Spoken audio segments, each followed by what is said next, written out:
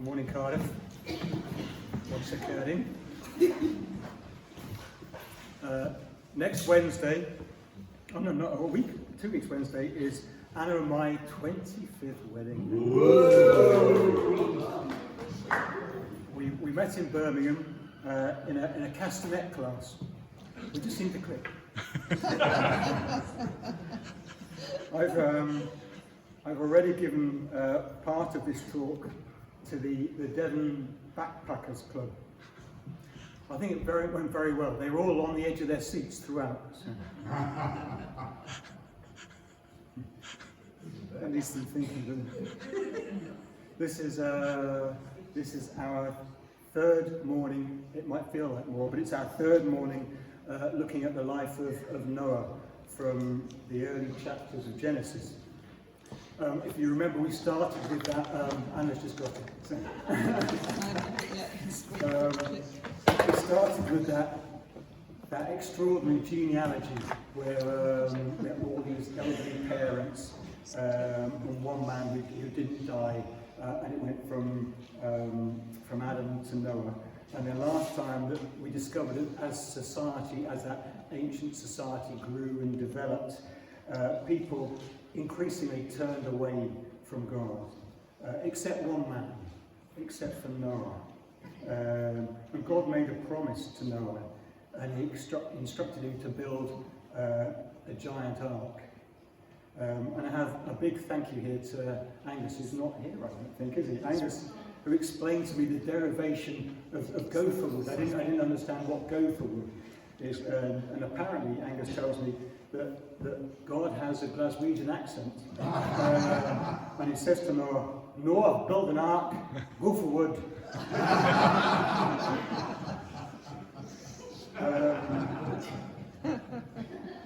So chapter 7 of Genesis, verse 1. The Lord said to Noah, "Go into the ark with your household." And I'm struck really how it's Noah's close relationship with God draws seems to draw other people under God's protection. It's as though Noah's faith opens an umbrella, if you like, of protection under which those close to Noah can gain protection, can draw protection. We know from the Gospels, don't we? We all know, we've all been in church long enough, that we're all responsible for ourselves, for our own response to Jesus' offer of forgiveness through his death on our behalf. It's down to our response alone. We don't inherit it from our parents. We don't get it through association with a particular church or a particular group of friends. But there is a suggestion here in Genesis 7:1 that our faith can protect those around us, our wider communities, and draw other people under God's protection. I wondered, who can I shelter with my tiny umbrella of faith? Who can you protect with your golf umbrella of faith? Verses 2 and 3. Noah takes 7 pairs of clean birds and animals, and just 1 pair of unclean animals. Now everyone needs to take note of this, because it's a common question in pub quizzes. Okay, how many animals did Noah take into the ark? So it's not 2, not pairs. It's 7 and 1. But wait, how did this designation of clean and unclean come around? It'll be another maybe 1,000 years before Moses goes up Mount Sinai and God gives him the laws and says, these animals are good to eat, these animals are not so good to eat, when he designates them clean or unclean. So how did we get to this designation of clean or unclean in Genesis? Well, I thought perhaps an obvious explanation would be that our author, the person that's writing this account that we are reading, is possibly contemporaneous. He lives around the same time as Moses. And what God said to Noah was God says to Noah, take, what can we say, take 7 pairs of sheep and 1 pair of pigs into the ark. And our author writes 7 clean and 1 unclean. So why 7 and 1? But it kind of makes sense, really, doesn't it? If you think, I imagine if Noah only took 1 pair of sheep onto the ark, and then eventually the water subsides, Noah is released from this prison he's been in for months and months and months, and he wants to celebrate with his family with some roast mutton. End of sheep. That's it, they're gone. So 7 and 1. Verse 4. For in 7 days I will send rain on the earth for 40 days and nights. God said to Noah, go into the ark, it'll start raining in 7 days. I wonder, did it take 7 days to load up the ark? Or was God allowing a kind of a 7-day settling in period? It's interesting to speculate what those 7 days were like, isn't it? The ark would have been dark, because it would have to be watertight. Were the animals resistant to getting on board? How did you get birds on board? I have no idea. Entering this big, dark, wooden enclosure. And what about Noah and his family? What did they feel like on board? What a test of faith. Climb on board, leave everything you know behind, your old life, leave it behind, step into an uncertain future. And then for 7 days, no rain. What was the mood on board like on the evening of the 6th day? No rain. Everything left behind. But as is his custom, as is Noah's custom throughout the rest of his life, and repeated over many years, verse 5, Noah did all that God had commanded him. What a trust.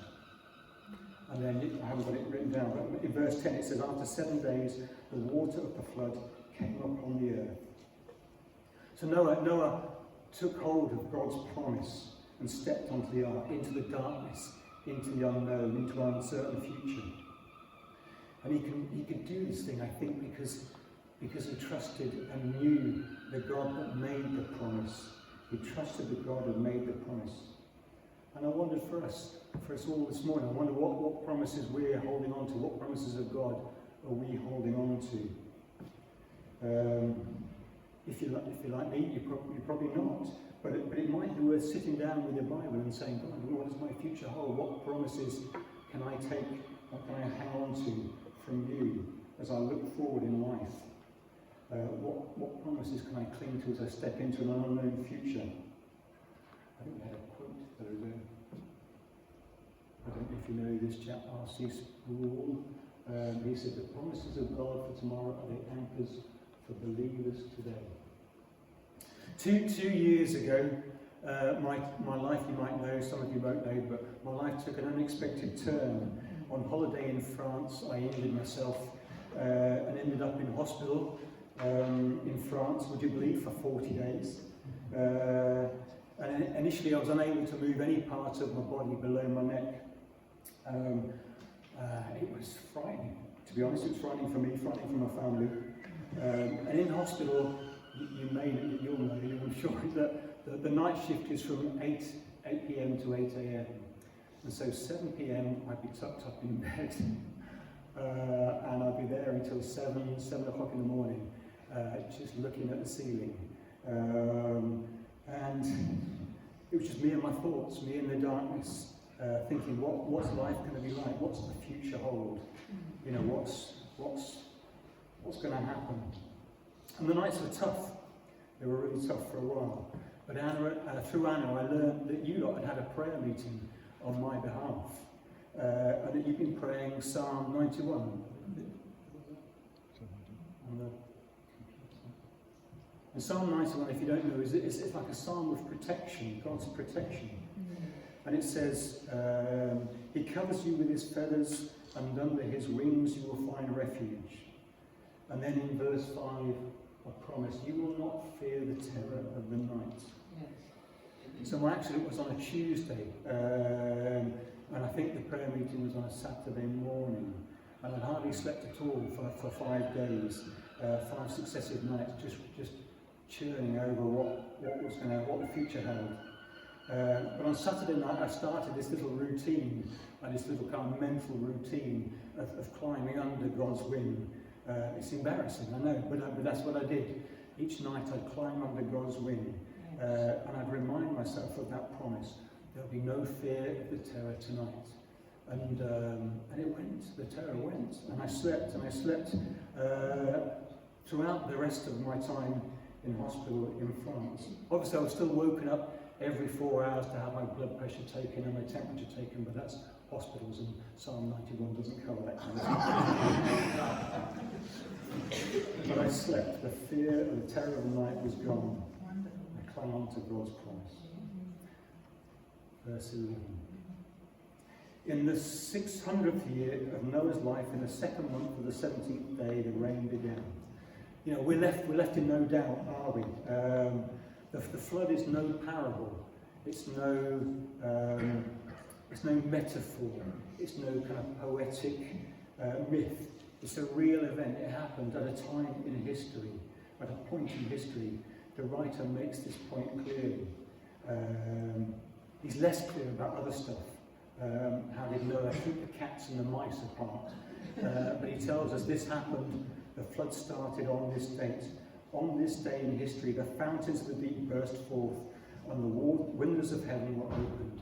It rained a lot. Verse 16, they entered the ark as God had commanded, and the Lord shut him in. The Lord shut Noah into the ark. There's no mention, again, of what that involved. But the implication, I felt reading it again, was that God tucked Noah under his wing, under his feathers. No harm will come to Noah. The Lord shut him in. And I tried to imagine kind of what that might have felt like at that moment. You know, there's this contrast between the Sunday school image, Heather, you've got that. I don't know if you're familiar with the Sunday school image of Noah's Ark. You know, there's a big smiley Noah.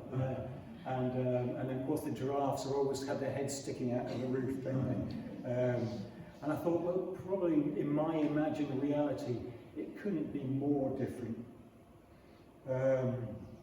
Noah enters this dark unknown. Everybody he's known up to now is being swept away. Friends, neighbours, extended family, they'll all die. Countless animals will die. Homes, settlements, towns, villages, familiar scenery will all be swept away. I wonder if, this is a bit grim, but I wonder if in the ark, I wonder if Noah can hear the cries of people being swept away, animals being swept away outside. Noah stands in the dark, in the mess, in the chaos, in the dirt, and the rain drums on the roof.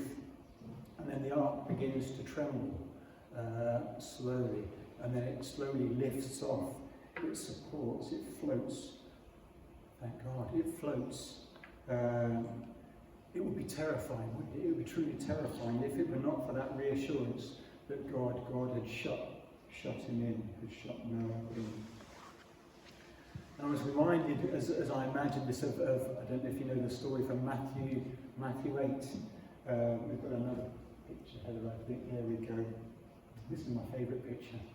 It's lovely. Matthew 8. The disciples, if you don't know, were sailing across the Sea of Galilee, and Jesus was asleep in the back of the boat, and a furious storm blows up, and the disciples fear for their lives, and Jesus sleeps on.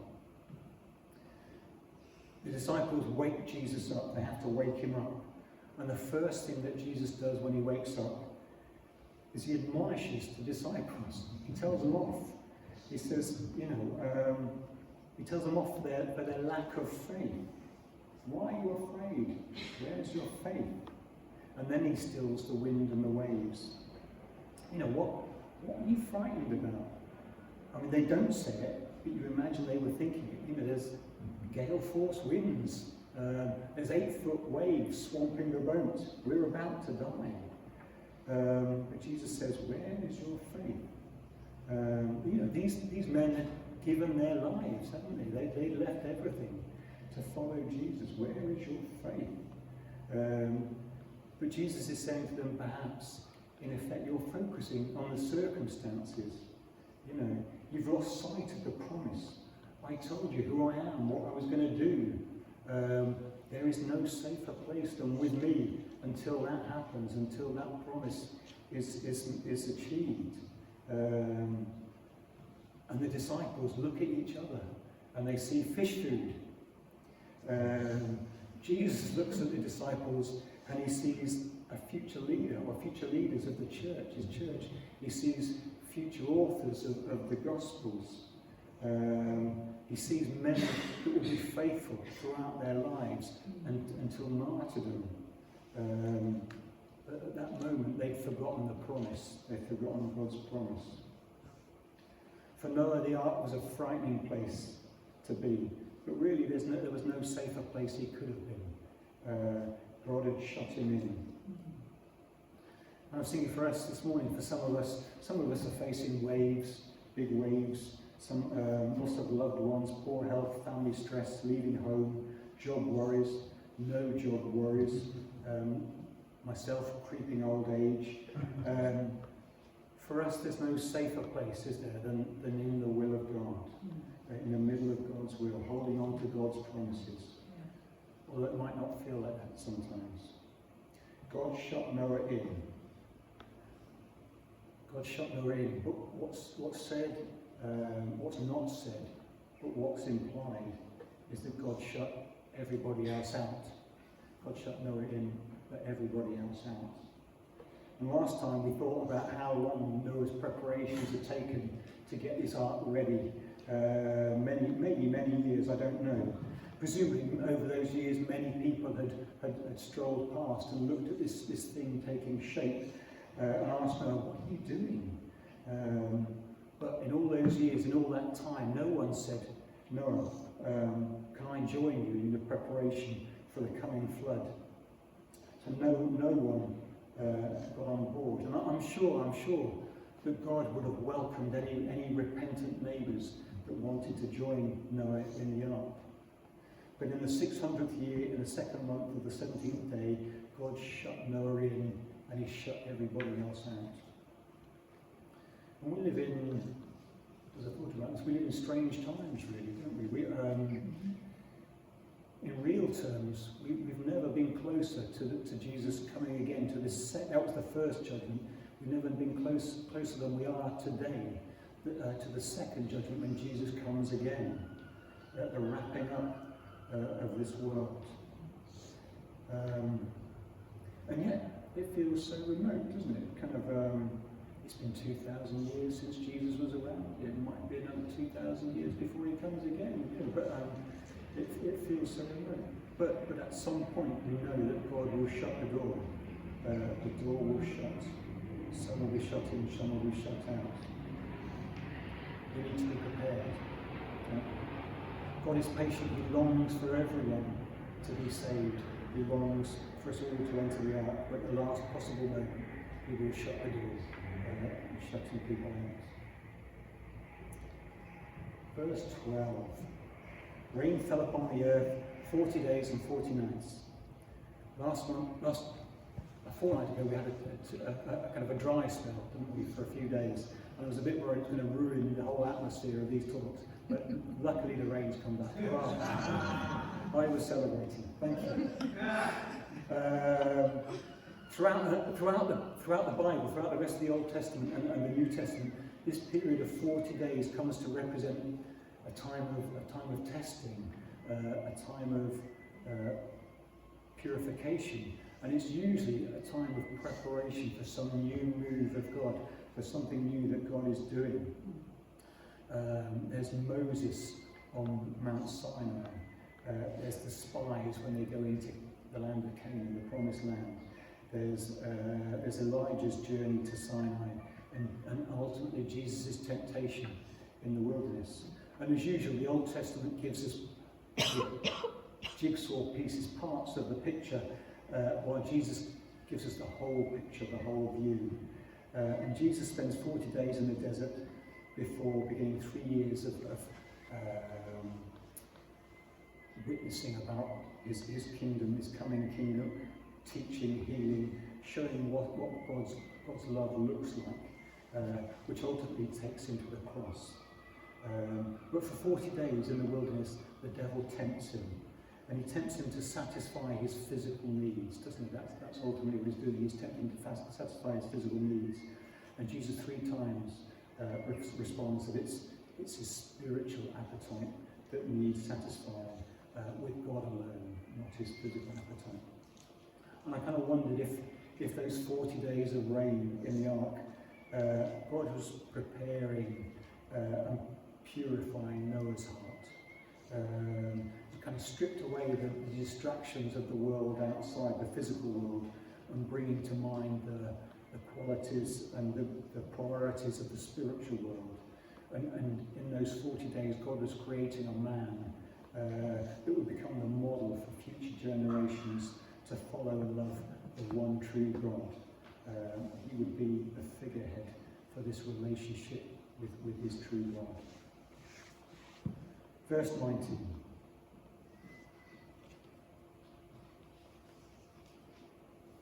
And the waters prevailed so mightily on the earth that all the high mountains under the whole heaven were covered.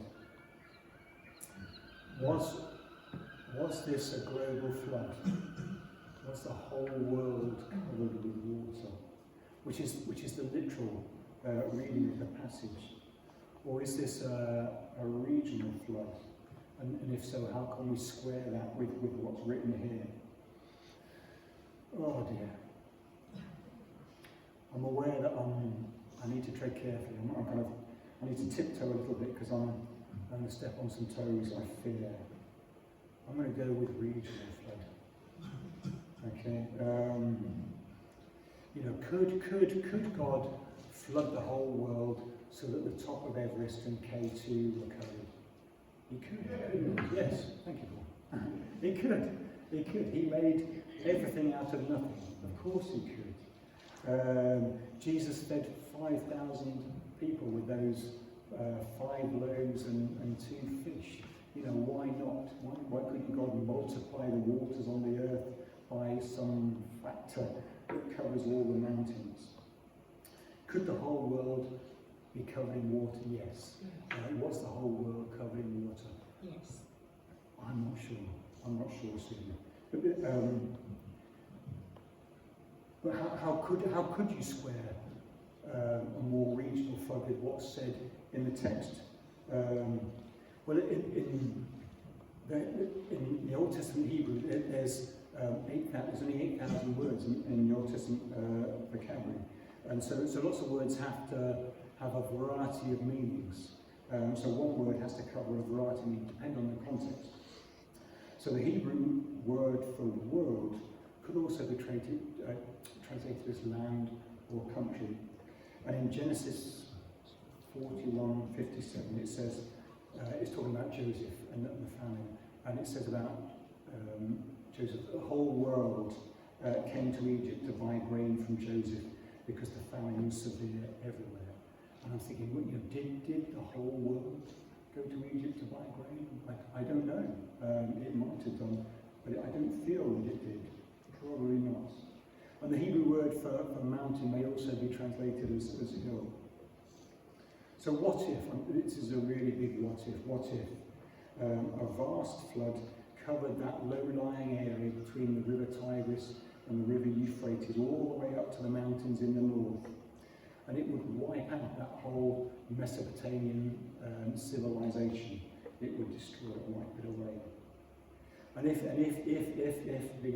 if the flood were local, it would make Noah's job a whole lot easier, gathering the local animals rather than the global animals. And then, throughout the Old Testament, God seems to deal exclusively with the people of the Middle East, doesn't he? His heart is for the whole world, it's for everyone. and yet his dealings are always with this small group of people in the Middle East. So I'm thinking, with apologies, I'm thinking regional rather than global, but, and there's a big but coming, a big but. It might be time for the end, I guess. But I'm coming to the end. It's a big but God really challenged me. As I wrote this down, I thought I ought to say it because that's what I'm thinking. He challenged me, he said he prompted my conscience, I guess. And it reminded me again of that Matthew passage with the newly awoken Jesus in the boat. And Jesus, in my imagination, said to me, why are you focusing on the waves, the size of the flood? Focus on me. And normally when I do these talks, normally I grow more confident of the material as I go along. The meanings and the explanations, the more time I spend on it, the more confident I become. But with Noah, I'm getting progressively less confident. I get more and more questions. There's more I don't understand. There's more I can't get hold of. And if I'm honest, the whole of God's rescue plan, this Noah rescue plan, seems a bit implausible. A big boat full of animals. It seems a bit implausible. But then there's so much in the Old Testament that's implausible, isn't it? There's pensioners have children. Seas and rivers part in the middle and people walk through. There's a talking snake. There's a talking donkey. 3 men are thrown into a superheated furnace and they come out unsinged with no smell of smoke on them. And I'm sure you can come up with lots of other bits of the Old Testament which feel implausible. And Jesus says, says to me, says to us, why are you looking at the waves? Look at me. Of course, all these, if I'm allowed to call them implausible bits of the Bible, all these implausible bits of the Bible are just pointing at the most implausible bit of the Bible. That most implausible bit of all. The fact that this second rescue plan, that the almighty, everlasting God, the creator of all things, would become a person on earth during a period of history, 2,000 years ago. The creator and sustainer of life would die and face judgment in my place, in your place. It's outrageous, isn't it? It's unbelievable. It's implausible. It's so implausible that even the devil didn't see it coming. He missed it. And it's so implausible, I think we need God to do a work in our hearts, to understand it, to appreciate what it means. We need to be transformed by the Holy Spirit working in us, in our hearts, changing our understanding, to understand and accept what Jesus has done to rescue us. And so, whether the flood was global or regional, whether the ark contained elephants and tigers or cows, sheep and chickens, it all seems it seems much more plausible in the light of that's God's ultimate rescue plan, which is so outrageous. God left heaven, entered history and died on my behalf. It's outrageous. Noah trusted the promises of his God because he knew and trusted the God that made them.